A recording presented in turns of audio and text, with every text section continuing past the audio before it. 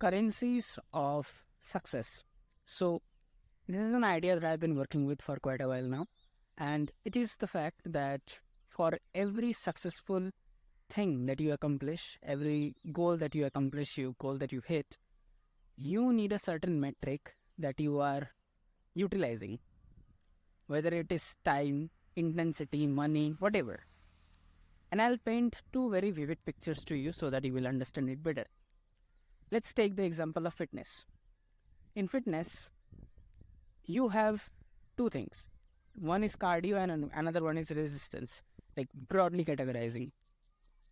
In cardio, what you do is you spend the time, and in resistance, you spend the intensity. So these two are kind of like the currency of fitness. So in cardio that I have been doing, I have been walking, it's today is like day 10 or day 11 or something.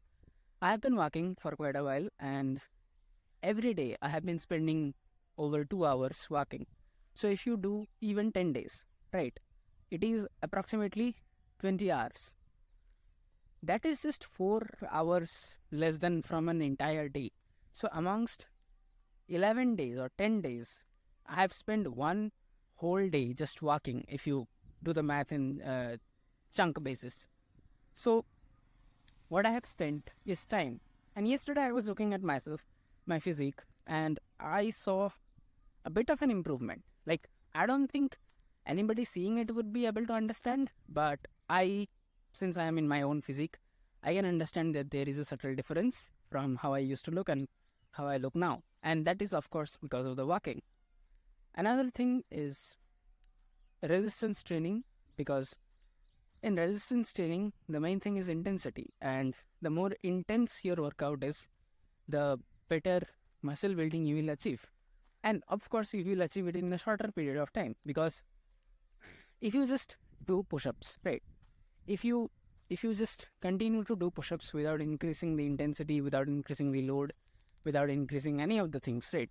Like variations, harder variations, whether it's diamond push-up or like hits.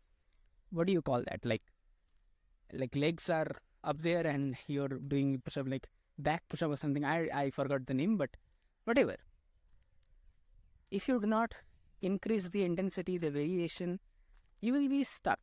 You will have to do 200, 300 reps of normal push-up to make gains.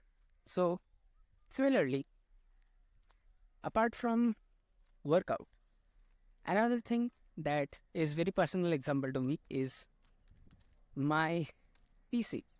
And it is a Dell Inspiron 3540. I know the specs. I know I'm a bit of a tech kind of maniac in that way.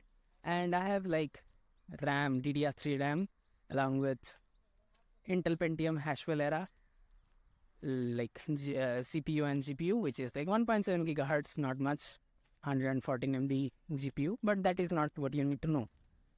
What I am paying for with it is my time, because rendering a video like this takes me close to 10 to 30 minutes.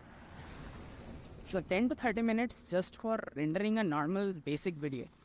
Whereas I could spend that time if I had a better machine, let's say, whether it's a new generation Mac or a Windows, like very nice PC, right? You would say $300, $400, $500 PC or even $1,000 Mac. I would pay the thing with my money. I would have to spend money on it, whether it's for Mac or for anything else. But I'll reduce my time. So here the currency is my money, like actual physical currency that I'll be paying with. And the performance boost that I'll get will save my time. So it's kind of like sliders. If you put one slider to the max, which means you use one slider, you will actively be reducing the other sliders, and therefore you'll be actively saving in other ways. For example, in the money example, if you max out money, you will save time. The 30-minute encoding that my PC has to do will take like 10, not even 10, it will take like 3-4 minutes on the new Mac. So it's like I'm saving such a bunch of time in just rendering and all, and it will compound. I upload like I am trying to make a schedule, but I do upload often, and so it will take a lot of time. It will save a lot of time, and it will save a lot of me looking at the progress bars or me having to move my work because it is like uh, just doing spending its time on rendering.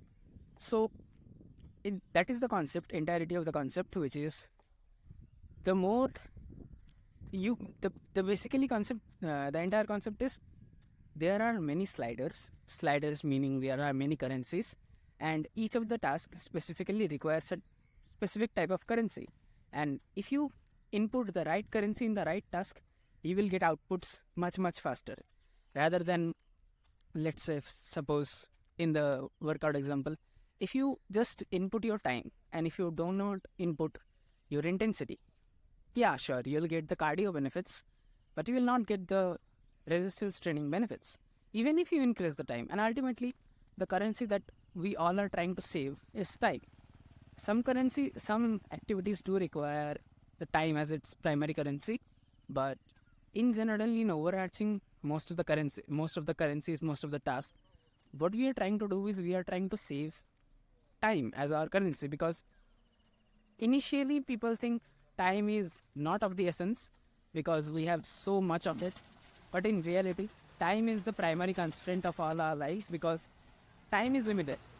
Like, truth be told, you can keep making infinite money at one point. Like, imagine if you live 1,000 years, you would make an infinite amount of money. So the main constraint is time. So let me know whether this clicked on you. Let me know the feedback of the entire video and this entire structure of not being so formal and rigid with my setup, and I'm making videos while walking. Let me know about it down in the comments, and with that, I'll see you in the next one. Start if you haven't already.